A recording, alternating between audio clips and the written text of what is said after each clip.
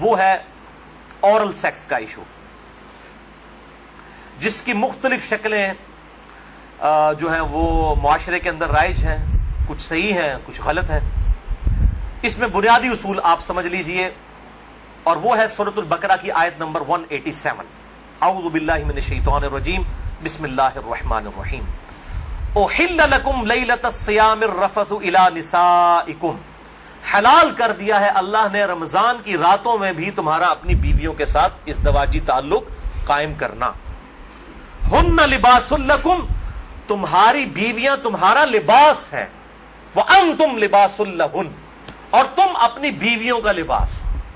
اب یہ لباس میں نے جو پہنا ہوا ہے، اس لباس اور میرے جسم کا کوئی پردہ نہیں ہے، میاں بیوی کا آپس میں کوئی پردہ نہیں ہے، کیونکہ ایک دوسرے کا لباس ہے، ایک دوسرے کی عفت اور عصمت کی حفاظت کا ذریعہ بھی ہے، ایک وہ معنی بھی ہے، اور دوسرا اس حوالے سے پریکٹیکلی بھی وہ لباس ہے کہ میاں بیوی کا آپس میں کسی بھی چیز کا کوئی پردہ نہیں ہے۔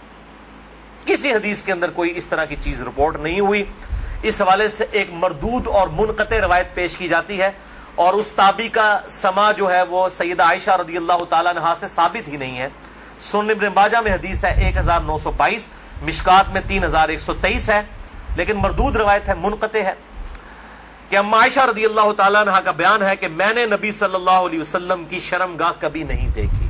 لیکن یہ روایت ہی ضعیف ہے، جس کی بنیاد کے اوپر لوگوں نے اورل سیکس کے حوالے سے عجیب و غریب فتوے دیے اور کہا کہ جی میاں بیوی ایک دوسرے کی شرمگاہ کو نہیں دیکھ سکتے، یعنی وہ کہتے ہیں دیکھ ہی نہیں سکتے، اگلی بات تو آپ چھوڑ ہی دیں۔ تو یہ حدیث ہی بالکل جو ہے وہ منقطع ہے اور مردود روایت ہے، جس کی بنیاد پہ یہ پورے کا پورا ایک اسکول آف تھاٹ کھڑا کیا ہوا ہے۔ بھائیو، اسلام میں ایز سچ اورل سیکس کی کوئی ممانعت نہیں آئی، سوائے وہ قوم لوط والا جو اینل سیکس ہے اس کو ضرور ایڈریس کیا گیا۔ اس حوالے سے جتنی بھی باتیں کی جاتی ہیں وہ علماء کے فتوے ہیں، اور ظاہر ہے کہ جب فتویٰ ہوگا تو وہ ایکسپرٹ اوپینین ہے، وہ اجتہادی ایشو ہے، اس میں کوئی شخص بھی دلائل کے ساتھ کسی کے ساتھ اختلاف کر سکتا ہے، اور اس کو آپ کتاب و سنت کی نص کی طرح بالکل فائنل اتھارٹی نہیں مان سکتے، اس کے لیے دلائل دینے کی ضرورت ہوگی، زبانی کلامی نہیں کہ میرا دل نہیں مانتا، یہ چیزیں اس طریقے سے نہیں۔ بہرحال اورل سیکس کے حوالے سے میڈیکل ایشو ضرور ریزالو کرنا چاہیے، کیونکہ اس قرآن حکیم نے ہمیں دو ہی علوم بتائے ہیں، ایک ریویلڈ نالج جو وحی کا علم ہے، اور دوسرا acquired knowledge, the knowledge obtained through observations and experiments، science کا علم۔ ان دو میں سے اگر ایک علم بھی یہ چیز ویریفائی کر دے کہ اس طرح کا ایکٹ جو ہے صحت کے لیے نقصان دہ ہے، تو پھر اس کی اسلام میں اجازت نہیں ہوگی۔ مثال کے طور پر یہ جو یورینیم ہے، اگر آپ اس کو نیکڈ ہاتھ لگائیں گے تو سکن کینسر اس کی وجہ سے ہو سکتا ہے، یہ قرآن و حدیث میں نہیں موجود لیکن سائنٹیفکلی پروف ہے، تو یہ اس کو پھر اس طریقے سے پریکٹس کیا جائے گا اور بچا جائے گا۔ اس حوالے سے میں نے گفتگو بھی کر دی ہے، مسئلہ نمبر 39، علم وحی اور علم سائنس کی اہمیت اور ان کا دائرہ کار، اہل سنت پاک.com پہ۔ بہرحال میں نے اشارتاً اب گفتگو کر دی ہے، عقل مند کے لیے اشارہ کافی ہے، اس میں مزید ڈیٹیل میں جانے کی ضرورت نہیں ہے۔ البتہ آخر میں سیکس کے اعتبار سے دو بڑے کریٹیکل ایشوز ہیں، ان کو ایڈریس کر دوں۔ بڑے دو اہم مسائل ہیں تاکہ کوئی تشنگی باقی نہ رہے، پھر بھی اگر کسی کی کوئی تشنگی باقی رہے لیکچر کے اینڈ پہ پوچھ سکتے ہیں، یا بعد میں بھی مجھے ای میل کر سکتے ہیں mirza_95@yahoo.com۔ اور ای میل کے حوالے سے میں آج کل بڑی آزمائش سے گزر رہا ہوں، ای میلز جو ہیں وہ سینکڑوں ہزاروں تک پہنچ جاتی ہیں، اس لیے بعض کا 7-8 دن لگ جاتے ہیں میں جواب، یعنی پہلے تو ایک دن میں دے دیتا تھا، اب وہ ایک ہفتے سے بھی بڑھ جاتا ہے۔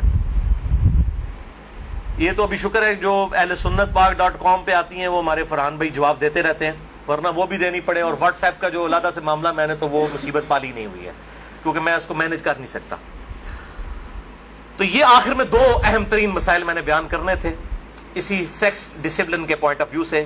پہلا مسئلہ ہے وہ ہے بڑی عمر کی رضاعت کا مسئلہ، یعنی اگر میں کھل کے بیان کروں کہ اگر کوئی مرد اپنی بیوی کے پستان سے دودھ پی لے تو کیا اس سے رضاعت ثابت ہوگی، کیا نکاح ٹوٹ جائے گا، کیا اس طرح کا کوئی معاملہ ہو جائے گا؟ کیونکہ امام ابن تیمیہ نے اس قسم کا فتویٰ دیا اور وہ آج تک جو ہے وہ اہل حدیث کے گلے میں فٹ ہوا ہوا ہے، سارے تو نہیں، مطلب جو اہل علم ہے وہ تو سمجھتے ہیں کہ فضول فتویٰ تھا، ان کے نزدیک تو اس طریقے سے رضاعت ثابت ہو جائے گی اور نکاح بھی ٹوٹ جائے گا۔ تو میں اس کو ایڈریس کرتا ہوں۔ صحیح بخاری اور صحیح مسلم کی متفقن علیہ حدیث ہے. بخاری میں 5099 5099، مسلم میں 3568 3568، اور مشکات میں بھی ہے انٹرنیشنل نمبر کے مطابق 3161، کہ آپ صلی اللہ علیہ وسلم نے ارشاد فرمایا کہ جو رشتے دودھ کی وجہ سے، جو رشتے جو ہے وہ نسب کی وجہ سے حرام ہوتے ہیں، وہی رشتے دودھ پینے کی وجہ سے بھی حرام ہو جاتے ہیں. یعنی اگر دو مختلف ماں باپ والے بچوں نے کسی ایک کامن عورت کا دودھ پی لیا ہے تو اس عورت کی جو اولاد ہے وہ ان کے بہن بھائی بن جائیں گے دودھ کے رشتے کی وجہ سے. تو جس طریقے سے نسب جو ہے وہ حرمت والا رشتہ بنا دیتا ہے، اسی طریقے سے رضاعت کا رشتہ دودھ پینے کی وجہ سے بھی اسٹیبلش ہوتا ہے، اور وہ ایک دو بار دودھ پینے سے نہیں. وہ صحیح مسلم میں 3597 نمبر حدیث ہے، مشکات میں 3167 3167، کہ کم از کم 5 مرتبہ اگر کوئی عورت دودھ پلا دے کسی بچے کو تو پھر وہ بچہ جو ہے اس عورت کی جو ڈائریکٹ اپنی اولاد ہے اس کا وہ بہن بھائی بن جائے گا 5 دفعہ کم از کم. تو وہ محرمات ابدیہ میں داخل ہو جائے گا، جن کا ذکر سورۃ النساء کی آیت نمبر 23 چوتھے پارے کی آخری آیت ہے سورۃ النساء آیت نمبر 23 میں. ہمیشہ کے لیے جو حرمت والے رشتے ہیں، یعنی ماں باپ کے ساتھ، اس طریقے سے دادی دادا، اس طریقے سے چچا تایا ماموں، یہ سارے رشتے جو حرمت والے ہیں وہ اسی ایک آیت کے اندر بیان ہوئے ہیں، سورۃ النساء آیت نمبر 23. بھائیو، اس حوالے سے جو احادیث کچھ پیش کی جاتی ہیں کہ اگر کوئی عورت پیالے میں اپنا دودھ نکال کے کسی مرد کو پلا دے تو وہ اس کے ساتھ حرمت والا رشتہ اس کا اس طریقے سے بن جائے گا، تو وہ اس کے لیے محرم ہو جائے گی. تو وہ احادیث منسوخ ہیں، اور ان کی ناسخ حدیث صحیح بخاری اور صحیح مسلم دونوں میں موجود ہے.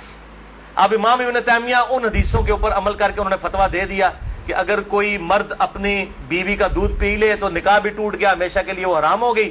اور یہ سارا معاملہ، حالانکہ یہ حدیث موجود ہے بخاری اور مسلم دونوں میں.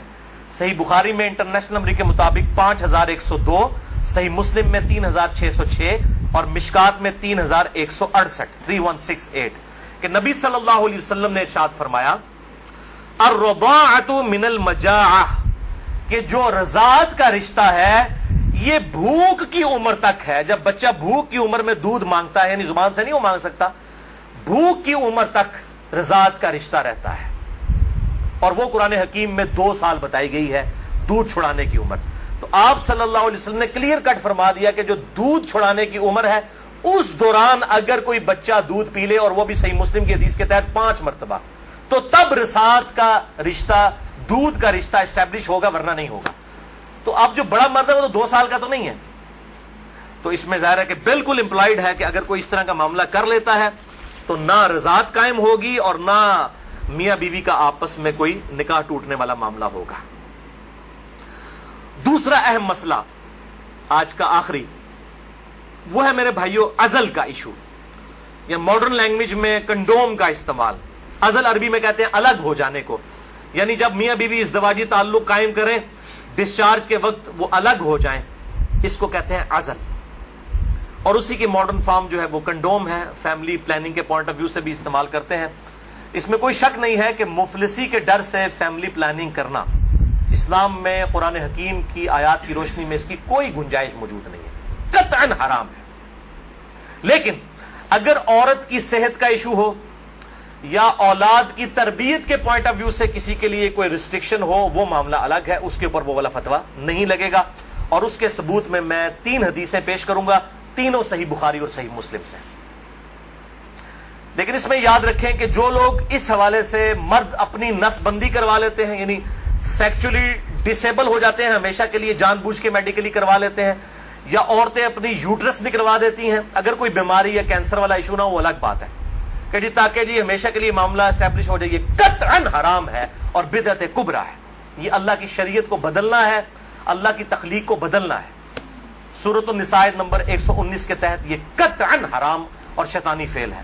کوئی مرد جو ہے اپنے آپ کو خصی کروا لے، یا کوئی عورت اپنی یوٹرس اور ہم جو ہے وہ حمل کا جو ذریعہ ہے اس کا رحم اس کو نکلوا دے. البتہ عزل جو ہے اس کی اجازت ہے. اس کانٹیکسٹ میں 3 حدیثیں ہیں, تینوں بخاری اور مسلم سے. پہلی حدیث صحیح بخاری میں 5208, مسلم میں 3561 اور مشکات میں 3184 ہے کہ جابر بن عبداللہ کہتے ہیں رضی اللہ تعالیٰ عنہ کہ قرآن حکیم نازل ہو رہا تھا اور ہم اپنی بیویوں کے ساتھ عزل کیا کرتے تھے. اللہ تعالیٰ نے قرآن حکیم میں اسے منع نہیں فرمایا, اور جب نبی صلی اللہ علیہ وسلم کو ہمارے بارے میں خبر پہنچی کہ ہم عزل کرتے ہیں, یعنی بیویوں کے ساتھ جب صحبت کرتے ہیں تو ڈسچارج کے وقت الگ ہو جاتے ہیں تاکہ اولاد نہ ہو, تو نبی صلی اللہ علیہ وسلم نے بھی ہمیں منع نہیں فرمایا. نبی پہ تو واجب ہوتا ہے منع کرنا. اور یہ جابر بن عبداللہ وہ ہیں جو 74 ہجری میں فوت ہوئے ہیں. آپ صلی اللہ علیہ وسلم کے بعد بھی 62 ایئرز تک, 62 سال تک زندہ رہے ہیں, اور بخاری اور مسلم کی کئی احادیث کے راوی ہیں, اور 7 سب سے زیادہ 7 احادیث روایت کرنے والے صحابہ میں سے یہ ایک ہے, جابر بن عبداللہ انصاری رضی اللہ تعالی عنہ وعلیہ السلام. تو وہ کلیئر کٹ کہہ رہے ہیں نہ قرآن میں اس کی حرمت آئی, نہ نبی صلی اللہ علیہ وسلم نے ہمیں عزل کرنے سے منع کیا. دوسری حدیث بھی بخاری اور مسلم کی متفق علیہ حدیث ہے. بخاری میں 4138, مسلم میں 3544, مشکات میں بھی موجود ہے 3186 کہ صحابہ کہتے ہیں کہ ہم اپنی لونڈیوں کے ساتھ صحبت کیا کرتے تھے اور پھر ہم عزل کر لیا کرتے تھے. تو ہم نے نبی صلی اللہ علیہ وسلم سے عرض کیا کہ ہم اس طریقے سے عزل کرتے ہیں, الگ ہو جاتے ہیں, ہم نہیں چاہتے کہ ہماری لونڈیوں سے اولاد ہو. تو آپ صلی اللہ علیہ وسلم نے فرمایا کہ کیا حرج ہے کہ اگر تم اپنی بیویوں کے ساتھ عزل نہ کرو, کیونکہ جس جان نے دنیا میں آنا ہے قیامت تک کے لیے وہ تو آ کر رہے گی. لیکن آپ نے منع نہیں فرمایا, آپ نے فرمایا جتنے مرضی ہیلے بازی کر لو, جتنے معاملات مرضی کر لو, جس جان نے دنیا میں آنا ہے اس نے آنا ہے. اور وہی اگلی حدیث ہے تیسری صحیح مسلم میں 3556, مشکات میں 3885. ایک صحابی نے عرض کیا کہ ہمیں یہ چیز ناپسند ہے کہ ہماری لونڈیوں سے اولاد ہو. تو آپ صلی اللہ علیہ وسلم نے فرمایا کہ پھر تم اپنی لونڈیوں کے ساتھ عزل کر لیا کرو. اس حدیث میں ہے کہ آپ نے خود کہہ دیا کہ کر لیا کرو اگر تم چاہو. پھر آپ نے ساتھ ہی فرمایا لیکن جو جان مقدر ہے دنیا میں آنا وہ آ کر رہے گی. یہی ہوتا ہے, وہ جناب وقفے کرتے رہتے ہیں, اکٹھے ہی 3 بچے ہو جاتے ہیں, پھر سارے کے ساتھ وہ کہتے ہیں پتہ ہی نہیں چلا. پتہ تو نہیں چلے گا, ظاہر ہے یہ معاملات تو اللہ کے ہیں. اور آپ کو بتاؤں یہ جو اولاد والا معاملہ ہے یہ خالصتاً اللہ تعالیٰ نے اپنے پاس رکھا ہے. کئی پیغمبر ہیں جو بے اولاد ہیں, اور سورہ شورا کے آخری رکوع میں آیا اللہ تعالیٰ جسے چاہتا ہے بیٹے دیتا ہے, جسے چاہتا ہے بیٹیاں دیتا ہے, جسے چاہتا ہے دونوں دیتا ہے, جسے چاہتا ہے بے اولاد رکھتا ہے. نبی صلی اللہ علیہ وسلم کی ساری بیویاں بے اولاد ہیں سوائے حضرت خدیجہ کے, یا ایک سیدہ ماریہ ہیں, ان سے ایک بیٹے ابراہیم پیدا ہوئے, وہ بھی فوت ہو گئے. آپ کی ساری اولاد حضرت خدیجہ سے ہے, باقی آپ کی بیویاں جتنی ہیں وہ بھی بے اولاد ہیں. کیا ان کو اولاد کی تمنا نہیں ہوگی؟ سیدہ عائشہ کو, سیدہ حفصہ کو ہوگی, لیکن یہ ایکسکلوسیو اللہ تعالیٰ کا ڈیسیجن ہے. تو آپ صلی اللہ علیہ وسلم نے فرمایا کہ جو جان مقدر ہے وہ آ کر رہے گی. پھر کچھ عرصے کے بعد وہ صحابی حاضر ہوئے اور کہا یا رسول اللہ میری لونڈی جو ہے وہ تو امید سے ہے, حاملہ ہو گئی ہے. آپ نے فرمایا میں نے تجھے کہا نہیں تھا کہ جو اولاد مقدر میں ہے وہ آ کر رہے گی, اس کو کوئی نہیں روک سکتا. تو یہ چیزیں یعنی انسان اگر سمجھتا ہے رک جائے تو ایسا نہیں. لیکن یہ یاد رکھیے یہ لونڈیوں والا معاملہ ہے جو آزاد عورت ہے, کیونکہ ہماری بیویاں تو لونڈیاں نہیں ہوتی ہیں, تو آزاد عورتیں ہیں. آزاد عورت کے ساتھ عزل کرنے کے لیے بیوی کی اجازت کی بھی ضرورت ہے. مرد اپنی مرضی سے یہ ڈیسیژن نہیں کر سکتا. یہ ساری احادیث لونڈیوں سے ریلیٹڈ ہے. آزاد عورت اور بیویوں کے معاملے میں میاں بیوی دونوں کا راضی ہونا ضروری ہے. لہذا اس حوالے سے صحیح مسلم سے ایک حدیث جو پیش کی جاتی ہے اور کچھ اور روایتیں کہ عزل کرنا گویا کہ زندہ بچے کو گاڑ دینا ہے یا اولاد کا قتل ہے, وہ تمام احادیث کراہت کے اوپر مبنی ہے یا پھر وہ منسوخ تصور کی جائیں گی ان احادیث کی روشنی میں. اور الحمدللہ اسی پہ امت کا اجماع ہے. عزل کے جواز کے سب لوگ قائل ہیں, جس کی ماڈرن فارم جو ہے وہ کنڈوم کا استعمال ہے. لیکن اگر ایک دفعہ پریگنینسی آئیڈینٹیفائی ہو جائے, خواہ ایک دن کی ہو, لوگ پوچھ رہے ہوتے ہیں جی علیحدہ 40 دن ہی گزرے نا جی, 40 دن کے اندر ایک دن کی بھی پریگنینسی ہو, اس کو ضائع کروانا قطعاً حرام گناہ کبیرہ ہے, اولاد کا قتل ہے, خواہ ایک دن کی ہو. کوئی اس میں نہیں ہے جی چوتھے مہینے روح ڈالی جاتی ہے. بھائی چوتھے مہینے روح ڈالی جاتی ہے تو اس سے پہلے کیا ہوتا ہے, بچہ بڑا تو ہو رہا ہوتا ہے. وہ روح کے ساتھ زندگی کا ایشو اور ہے, روح کے بغیر بھی ایک زندگی ہے, وہ ایشو اور ہے. وہ بھی تو بچہ جو ہے ایک ایمبریو سے ایک جو ہے وہ جنین سے معاملات بڑھتے بڑھتے آگے جاتے ہیں، تو وہ بھی ایک زندگی ہے، روح کے ساتھ ایک اور زندگی ہے، روح کے بغیر بھی زندگی اس کے اندر موجود ہے۔ اسی لیے اگر مردہ بچہ بھی پیدا ہو تو راجح قول جامعہ ترمذی اور ابو داؤد کی حدیث کے تحت یہی ہے کہ اس کا جنازہ بھی پڑھایا جائے گا۔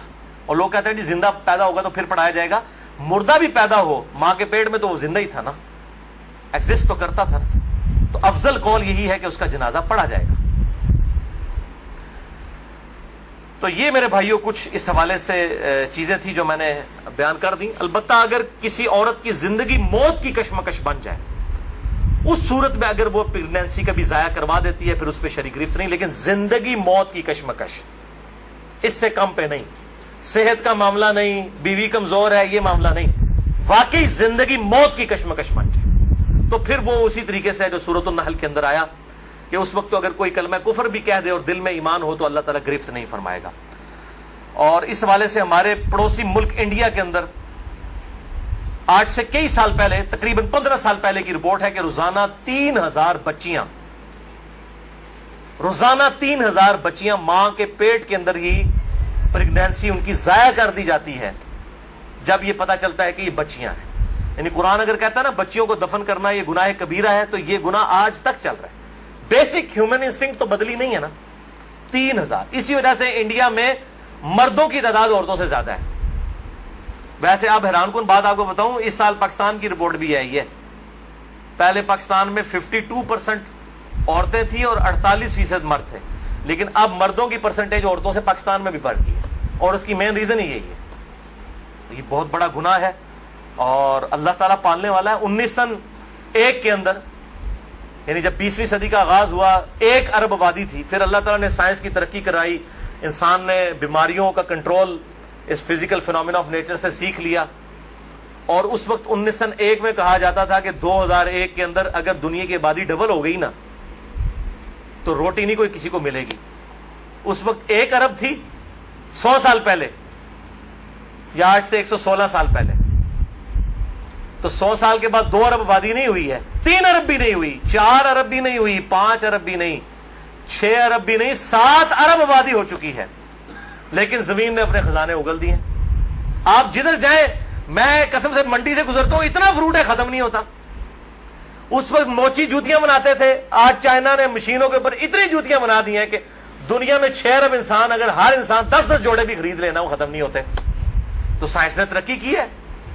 جس زمین سے 40 من گندم نکلتی تھی آج 400 من نکل رہی ہے، 10 گنا زیادہ۔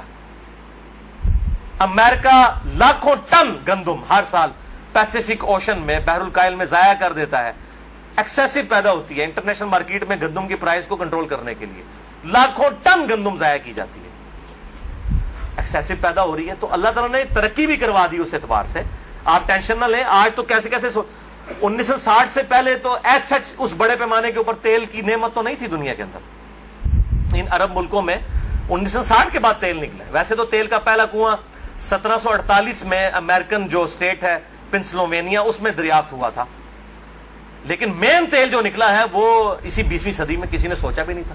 اور اب تو اس سے بھی بڑی انرجی کا سورس ہے، وہ سولر انرجی ہے۔ اب چائنا نے کام کرنا شروع کر دیا، آپ دیکھیں گے 10-15 سالوں کے اندر جو ہے وہ ہر بندے نے اپنا جو ہے نا بجلی کا سسٹم اپنے گھر کے اوپر لگایا ہوا ہوگا۔ اور یہ سورج والا جو جب تک سورج ہے اس وقت تک زندگی ہے، یہ تو نہ ختم ہونے والا جو ہے وہ سورس ہے، رینیویبل جسے ہم کہتے ہیں اپنی سائنس کی لینگویج کے اندر۔ باقی یہ جو ہے نان رینیویبل سورسز ہیں، تیل ختم ہو جائے گا تو ختم ہو گیا، لیکن یہ سولر انرجی جب تک سورج ہے زمین پہ زندگی ہے، زمین پہ زندگی ہے تو سولر انرجی سے آپ فائدہ اٹھا سکتے ہیں۔ بعد اللہ تعالیٰ سے دعا ہے جو حق بات میں نے کہی اللہ تعالیٰ ہمارے دلوں میں راسخ فرمائے۔